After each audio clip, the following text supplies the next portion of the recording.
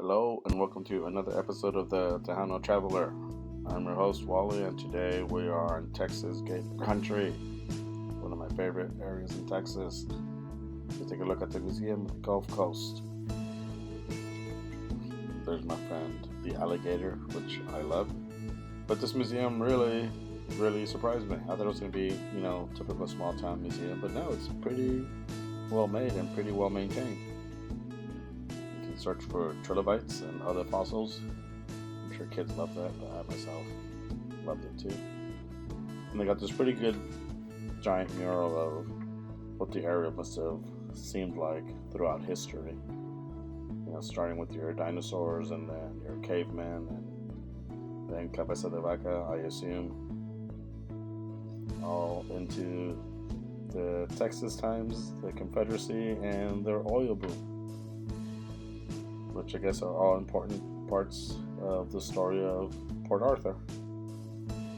As I said, there's, I think, cabeza de vaca and Estebanico, and an owl, creepy owl, and a creepy vulture, and a creepy hawk, and more creepy hawks.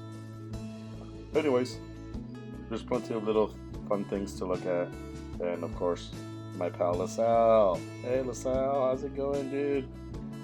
He's one of my favorite Texas people for some reason, because he was crazy and dumb and a loser.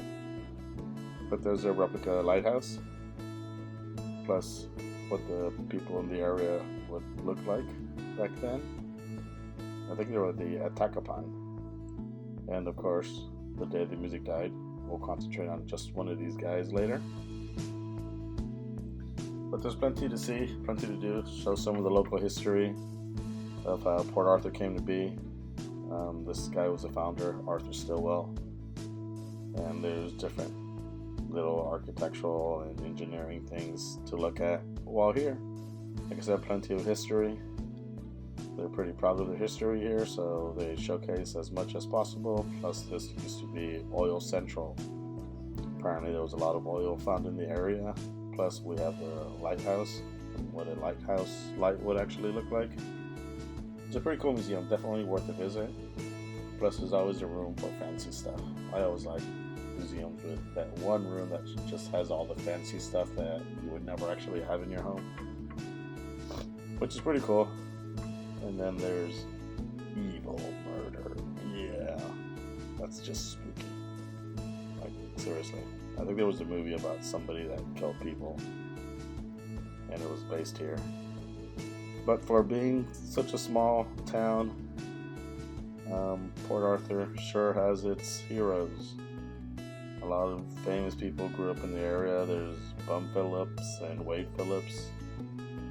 If you're into the Houston Oilers or the Dallas Cowboys, you will know the names. Wade eventually taught with the Buffalo Bills and eventually got a Super Bowl ring with Denver, I think is who he wanted with. And there's Steven Jackson for my Spurs. Thank you, Steven Jackson, for your service. And of course, you can't go wrong with Jimmy. I love you, Jimmy. I don't care if you haven't been with the Cowboys in like 30 years or something.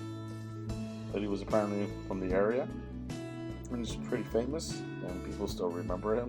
So it was pretty cool seeing his statue here. Definitely a must stop. So thank you for serving, Jimmy.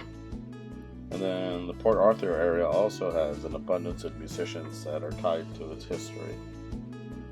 Of course, the two famous ones are Tex Ritter and the Big Bopper.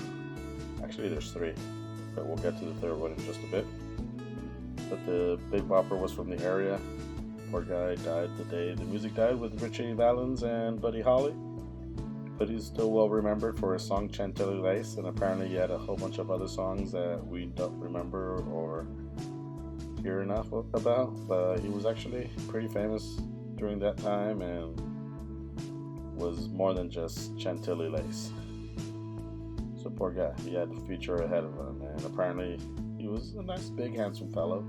And there's some artifacts that they found at the crash site, and nobody knows who they belong to, which is kind of creepy that they're just there. And then the other artist that is from the artist from Port Arthur is Janis Joplin. There she is with the wild hair. And B.J. Thomas is also from here. Like I said, a lot of people are from the area. And Janis Joplin was pretty famous for being a wild child of the 60s and 70s. There she is, being awesome. She didn't care what people thought. Also, there's this big trumpet. But there's a malacology hall, which drives me crazy because you know me and malacology. And of course, this was a student art show, which I am crazy about. I'm absolutely crazy about student artwork. And this was my first place, not third place. But first place and second place weren't that bad. Anyways, thanks for checking out this museum with me. Hope you get to visit sometime. Don't forget to like and subscribe. Bye-bye.